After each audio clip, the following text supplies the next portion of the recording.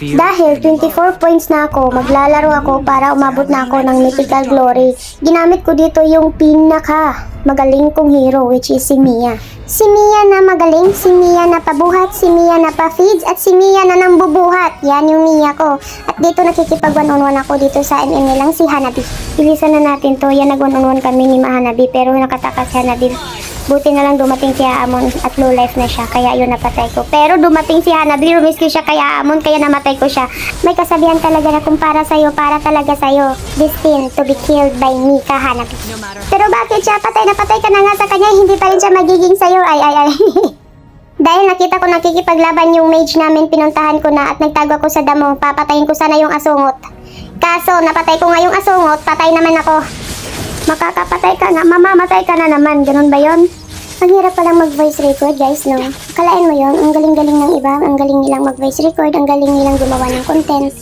Pero bakit ako nahihirapan akong gumawa ng content, gumawa ng voice record? Parang wala akong topic, wala akong maisabi. Parang ang nakakabilib lang yung iba kasi ang dami nilang sinasabi, ang dami nilang topic, ang dami nilang masasabi. Parang alam mo yon, pero ako nahihirapan, hindi ko alam kung sasabihin ko. Kaya minsan nabuburingan na din ako eh.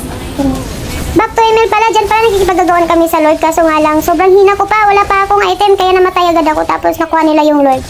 Dyan naman nakikipag-clash kami, at ayun na isa na nga ako ni Amon, at then may dumating pang Natalia, pero nakatakas ako, akala ko ligtas na ako, pero may nakita akong anino doon, at saka napatay ako ni Natalia, diba? Para sa akin, Natalia pala talaga yung buhay ko.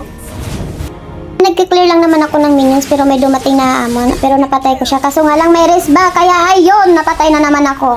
At dyan nakikipagagawan kami ng Lord, kaso namatay ako, kaya yun, nakuha naman nila yung Lord.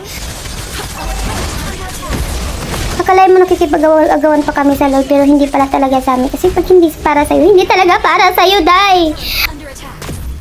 Nauna na palang namatay yung core namin, at saka yung mage na si Valier. Kaya yun, mag-death na naman ako.